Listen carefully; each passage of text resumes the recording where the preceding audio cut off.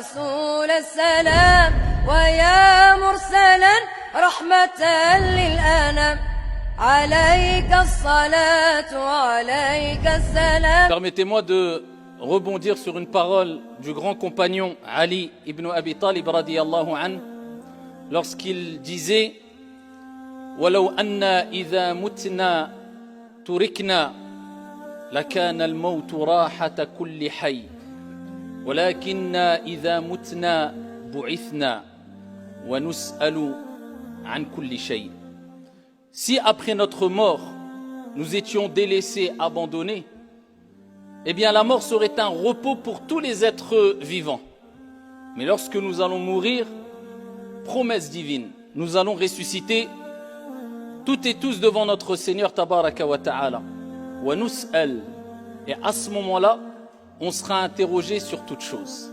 Comment serons-nous ressuscités? Le prophète sallallahu alayhi wa sallam fait sahih a dit, les gens sortiront de leur tombe et seront ressuscités alors qu'ils sont nus, pieds nus et non circoncis. Aïcha radiyallahu anha wa ardaha, de par sa pudeur, eh bien, elle a été étonnée et a dit, ô messager de Dieu, les hommes, les femmes, tout le monde va ressusciter dans le même endroit qui est Ardul Mahshar, la terre du rassemblement. Donc tout le monde sera côte à côte, les hommes et les femmes tout nus. Elle a été prise d'étonnement et le prophète lui a dit, Ya Aïcha, la situation sera tellement terrible, tellement effroyable, tellement terrifiante que personne ne se préoccupera de qui est à côté de qui. Alors pour arriver à un stade où personne ne fera attention, c'est que vraiment la panique va envahir l'être humain. Comment Dieu a décrit ce jour-là dans le Saint-Coran? Dieu mentionne cela lorsqu'il dit فَإِذَا جَاءَتِ الصَّاخَّةُ et lorsque le fracas arrivera, la fin du monde.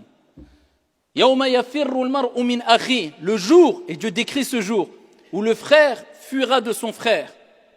وَأُمِّهِ وَأَبِيهِ de sa mère et de son père, وَصَاحِبَتِهِ وَبَنِيهِ de sa compagne, de son compagnon et de ses enfants.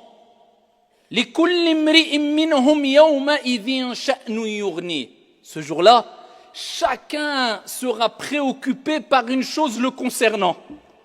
Ce jour-là, l'être humain fuira. Fuira de qui? De son père? Il sera heureux de le voir? Non, il fuira. Le père de son fils, il fuira. Chacun pour soi. La panique sera telle que les gens prendront la fuite. Qu'est-ce qui fait que les gens prendront la fuite? Allah nous le dit dans le verset coranique. لِكُلِّ امْرِئٍ مِّنْهُمْ يَوْمَئِذٍ شَأْنٌ يُغْنِيهِ ce jour-là, chacun aura une affaire qui va le préoccuper. C'est-à-dire, qu'est-ce que je vais dire devant Dieu? Imaginez-vous, la scène, tu sais que ça et c'est la vérité, tu vois tout devant toi, tu devras rendre des comptes, le jour est terrifiant, Dieu va te convoquer, les anges vont venir te chercher, tu devras rendre des comptes sur tes petits et tes grands péchés, tes bonnes actions, si minimes soient-elles, si grandes soient-elles. Ce jour-là, eh bien les gens penseront et mettront la cassette en arrière. Qu'est-ce que je vais faire? Qu'est-ce que je vais dire? Dieu va-t-il me pardonner? Personne ne fera attention à qui est à côté de lui. Qui sera la première personne à être ressuscitée? Le prophète sallallahu alayhi wa sallam nous a rappelé qu'il y aura une personne qui sera la première personne qui va ressusciter. Et la première personne à qui on ouvrira la tombe. Et la première personne à qui on acceptera l'intercession. Et cette même personne, c'est la personne qui rentrera au paradis le premier. Et c'est le prophète Mohammed alayhi salatu wa sallam. Rapporté par Muslim, le prophète il dit: je serai le maître des enfants d'Adam au jour de la résurrection. Quel privilège! Mais dans quel état on va ressusciter? Eh bien, le prophète alayhi salatu wassalam a dit: yub'athu kullu 'abdin 'ala ma mata 'alayhi. Man 'asha 'ala shay'in mata 'alayhi.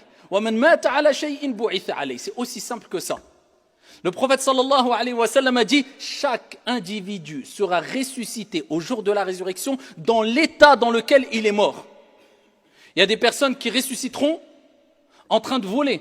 Il y a des personnes qui ressusciteront au contraire en train de faire la talbiya, de prononcer ces paroles d'unicité pendant le pèlerinage avec leur habit de pèlerin. Le prophète alayhi salatu wassalam, lorsqu'il a entendu qu'un compagnon était mort à Arafat pendant le pèlerinage avec ses deux étoffes blanches, le prophète a dit: surtout, ne lui mettez pas de parfum, ne le lavez pas, laissez-le dans cet état-là.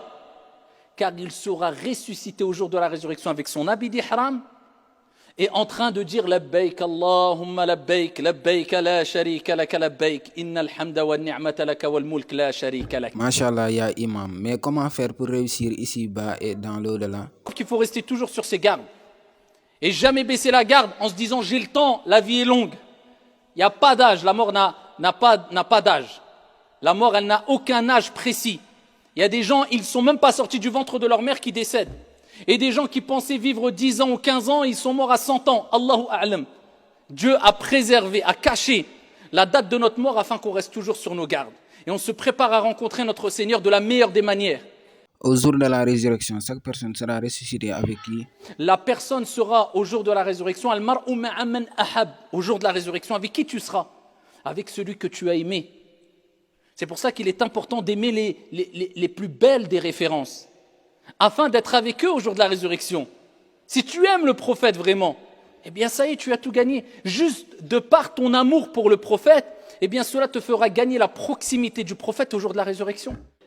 Mais est-ce que croire à la résurrection, c'est s'écarter de ce bas monde? Croire et se préparer pour le delà ne veut pas dire être toujours triste et ne jamais être heureux, mais être heureux et se réjouir et être optimiste d'une manière saine, dans un cadre sain, en se préparant sainement pour le delà.